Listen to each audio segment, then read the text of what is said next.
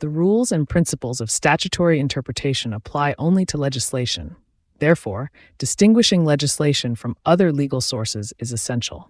According to Lorenz Duplessis, 2002-1, legislation is an enacted law text, meaning it has been adopted, issued, and promulgated in accordance with prescribed legal requirements.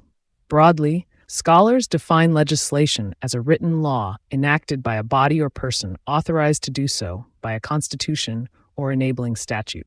Additionally, categories of legislation determine how a law commences, operates, and ceases, while heavily influencing branches such as administrative law, human rights law, and constitutional law. Christo Botha's categories postulate that a legislation can be categorized chronologically, hierarchically, or as a law of general application. Before interpreting a text, an interpreter must determine whether it qualifies as legislation. According to Christo Botha, legislation must be published in an official gazette to take effect. However, not everything published in a gazette is legislation. A text must satisfy all constitutional and legal mandates regarding authority, adoption, and publication. Common law and indigenous law.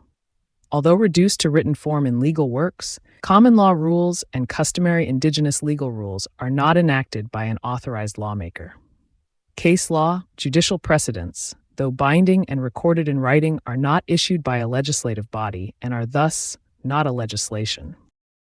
According to Lawrence Baxter, 1984 per 200, subordinate legislation must be distinguished from administrative quasi-legislation. Green papers, white papers, interpretation notes, explanatory memoranda, and practice notes guide legal application, but because they are not enacted by a lawmaker, they are not legislation. Internal departmental memos and administrative policy guidelines dictate how executive departments apply statutes. Though enforceable internally in some instances, they do not constitute legislation. Regulations and rules are legislative instruments, whereas policy determinations are not. Policy determinations cannot override, amend, or contradict legislation. Doing so violates the separation of powers between the legislature and the executive. Statutory interpretation evaluates the internal language, structural components, and overall interaction of provisions within the text. In the same vein, a statute can generally only be repealed or amended by another act of Parliament. When a new act is passed, provisions modifying or invalidating existing legislation are incorporated into the text, conventionally placed within a schedule attached to the end of the act. As observed by Chaskelson P., in the South African jurisprudence, which is also applicable to Namibia, there is only one unified system of law. It is shaped by the Constitution as the supreme law. All law, including the common law, derives its force from and remains subject to constitutional scrutiny. The Roman Dutch common law is not sacrosanct or immune to review. In both Namibian and South African jurisprudence, any law or common law rule inconsistent with the Constitution is invalid. Additionally, constitutional supremacy does not abolish traditional sources of law. Roman Dutch common law, African customary law, and statutory instruments continue to coexist within the constitutional framework. Interpreters frequently rely on common law presumptions, preliminary assumptions regarding legislative intent to resolve ambiguity.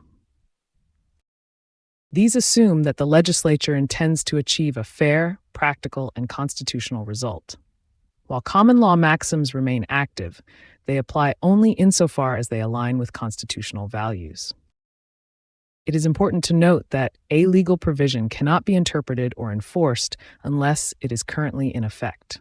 According to Christo Botha, if an enabling act does not specify a commencement date for a legislation, the legislation automatically takes effect.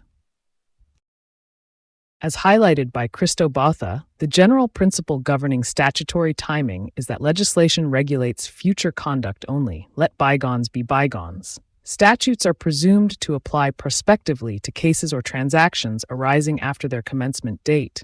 This rule guards against unfairness, protects vested rights, and guarantees legal certainty so that individuals can adjust their conduct according to known legal standards. In the case S.V. Mhlungu, 1995, 3 SA 867 CC, the Constitutional Court clarified that the presumption against retroactivity is designed to prevent the invasion or destruction of existing rights. It does not operate to deny individuals the benefit of newly created constitutional rights or remedies.